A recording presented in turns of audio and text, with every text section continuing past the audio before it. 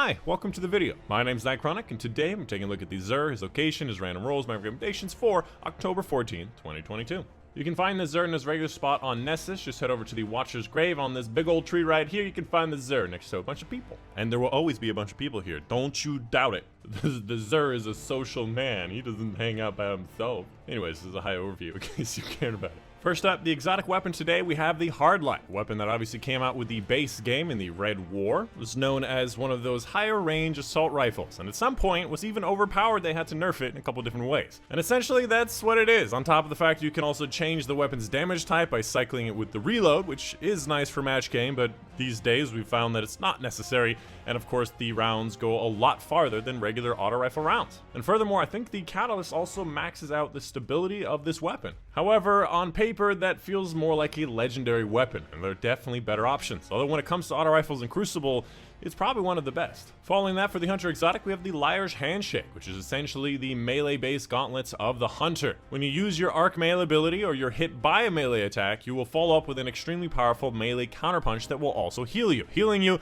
is an important part of a melee build because you're in close range, you take more damage because there's a lot of enemies shooting you. So healing is very nice, however, obviously very limited. When it comes to the roll, you like to see a lot of strength, mobility, maybe resilience and recovery, and it's okay, but definitely could be better, and the total 62 is below average. After that, we have the Titan exotic known as Lion Rampant, an exotic that's essentially used for jump puzzles in PvE, getting across large gaps, and in PvP, it has a very high airborne effectiveness for the blind fire. I believe it gives you plus 100 airborne effectiveness in blind fire while using this exotic, obviously in the air. Now, the one downside to this is that DMT and Last Word did get worse since last season, so this is seeing less use in the Crucible.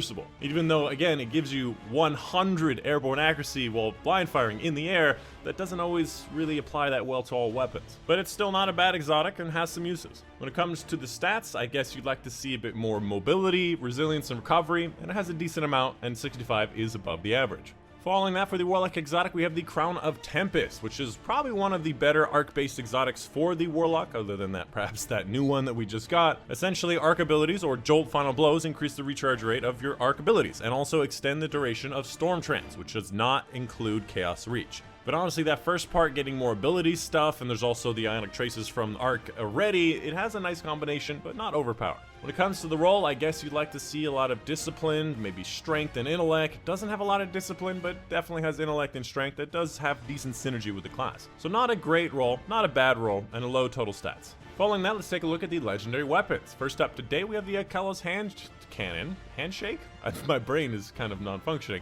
We have got Genesis and Disruption Break, which is a decent, synergy here, but just in general, 180 hand cannons, just not my jive. Too short of range, covers the targets a lot, magazines are still not big enough, and this roll is pretty crap. Following that, we have the Death Adder, which, if you don't know, is a weapon that's supposed to be similar to Recluse, but does not have good perks whatsoever. And this particular roll is okay, could have a lot more range stuff. You're much better off with using the new Void one, Funnel Web. Funnel Web has much better perks and is Void. After that, we have the Ikalos, which is a Subsistence Demolitionist, a pretty darn good roll, although definitely could have a lot more range stuff in here. Tac or Appended Mag is always nice to see as well. Not a bad combination, definitely a very good weapon, definitely better options though. After that, we have the Fractithist, which is going to be a full auto and Thresh, not exactly what you're looking for either mode, and the rest of it also isn't that great. We have a 7 Sarah Saw. Zen Moment Disruption Break does have interactions with Warmind Cells if you want that, but this is a very poor roll for it. And of course, Stars and Shadows, which is a snapshot underdog,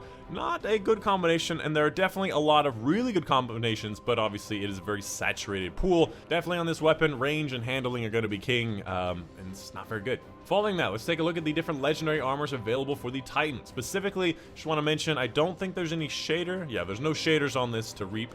But the stats, first up, 57, kind of okay distribution. 61, again, okay distribution. We have a 54, okay distribution, and a 61. I would like more recovery, but might work with your build. Probably the best option here is going to be the legs because of the total stats. And of course, the other exotic weapons. First up, we have the Hawkmoon with an opening shot. An opening shot is actually a decent option. It seems that we do have a recoil direction control, which is nice to get that recoil up to 100, but I do prefer rangefinder. It's definitely a very good option with this lower range hand cannon. After that, we also have the DMT, which again did get nerfed in a couple different ways this season. It's not nearly as good as it used to be, but on this, I like to see Vorpal or moving target. On top of that, recoil direction, although we do not need 2 recoil directions. Oh no, I'm mistaken. It's not 2 recoil direction improvements. It's just this one actually goes up to 100 instead of just going up to 99. This must be a plus 15 or something. Either way, you're usually looking for Vorpal or moving target and at least 1 recoil direction to bring it up to at least 99. And of course, any exotic engram you ever receive, season pass, on the ground, or here will be an engram or an exotic you've never received before, and it will come out as a high stat roll. So you can see here, 62, sometimes goes all the way up to 70. I think literally this Ursa Furiosa came from that.